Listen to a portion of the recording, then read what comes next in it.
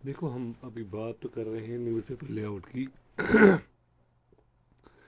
लेकिन जहाँ तक लेआउट डिज़ाइनिंग की बात है और इसके बारे में कुछ चीज़ें अहम होती हैं। मैंने ये बातें जब हम इन डिज़ाइन में उर्दू लेआउट डिज़ाइनिंग और ग्राफिक डिज़ाइनिंग पढ़ रहे थे, जो कि पूरा कोर्स अभी अवेलेबल है यूट्यूब, हमारे यूट्यूब चैनल पे, उसमें भी ये बातें कही थी। लेकिन यहाँ पर मैं समझता हूँ कि अगर डायरेक्टली कोई इन पेज से ही लेआउट डिज़ाइन कर रहा है तो उसके लिए ये बातें भी इम्पॉर्टेंट है। लेआउट डिज़ाइन के वक्त कुछ बातों का ख्याल ज़रूरी रखना होता है।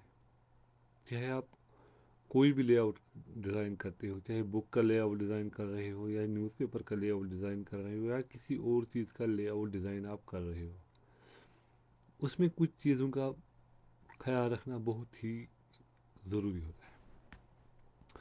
सबसे पहले जो एलिमेंट्स को डिफ्रेंशिएट करती हैं, गैप्स, स्पेसेस, वो इक्वल और परफेक्ट होनी चाहिए। इस बात को मैं इस तरह से समझाता हूँ। यहाँ पर देखिए, अगर ये गटर स्पेस है, अभी ये 0.4 की है मैंने। अगर मैं इसको 0.5 करता हूँ 0.4 की जगह, तो ये गटर स्पेस बढ़ जाएगी। ठीक है, मगर अब मुझे ये देखना है कि एक अच्छा लेआउट डिज़ाइनर जो होता है उसके लिए ये इम्पोर्टेंट होता है कि मैं एक काम करता हूँ, इस पर डबल क्लिक करता हूँ, यहाँ से इसको अनलॉक करता हूँ। इसमें आपको समझने में आसाइश होगी इस तरह से। और ये जो डिफ़ॉल्ट टेक्स्ट बॉक्स है इसको मैं डिलीट करता हूँ। ओके, अब यहाँ से मैं डॉक्यूमेंट में जाऊँगा, फॉर्मेट डॉक्यूमेंट, और इसको 4 को कर दूंगा 6। अब जो गटर स्पेस है ये बढ़ गई। अब दो चीज़ें हैं, अगर आप कोई ऐसा पेज डिज़ाइन कर रहे हैं जिसमें ज़्यादा एड्स होते हैं, तो उसमें आप गटर स्पेस कम रखिए, गटर स्पेस ज़्यादा रखिए, वो चीज़ मायने नहीं रखती है। क्योंकि ऐड की स्पेस दी हुई होती है और जो एडवर्टाइजमेंट होता है उसकी एक स्पेस होती है, उसको आप कम ज़्यादा नहीं कर सकते। वो जिसने आपको ऐड भेजा है उसने स्पेस बुक की हो।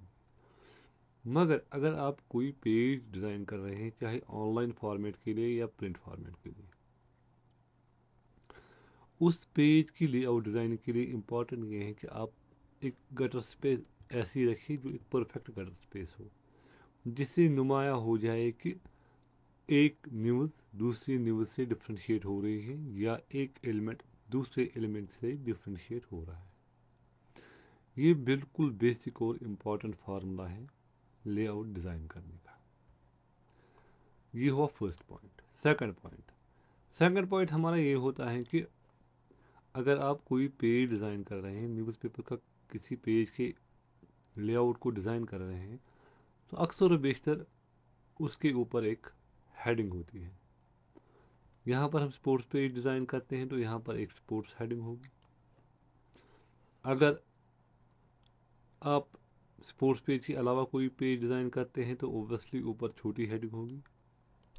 लेकिन हम फिलहाल मान के चलते हैं कि हम एक स्पोर्ट्स पेज ही डिज़ाइन करते हैं और हम उसको एक हेडिंग रखेंगे। तो उसको हेडिंग रखने के लिए भी इम्पोर्टेंट है कि आप जो जहाँ पर एक गाइडलाइन डालेंगे, उस गाइडलाइन के नीचे आपके पेज का दूसरा सेक्शन स्टार्ट होगा। उस सेक्शन के शुरू और जो आपका हेडर होगा, इसके दरमियान जो स्पेस होगी वो भी उतनी हो जितना आपका गटर है। तभी आपका डिज़ाइन निखर के आएगा, तभी आपका डिज़ाइन अच्छा डिज़ाइन होगा, आपका पेज अच्छी तरह से डिज़ाइन होगा। अब यहाँ पर हम हमेशा न्यूज़पेपर्स को दो हिस्सों में ही डिज़ाइन करते हैं। एक होता है ऊपर वाला हिस्सा और दूसरा होता है नीचे वाला हिस्सा।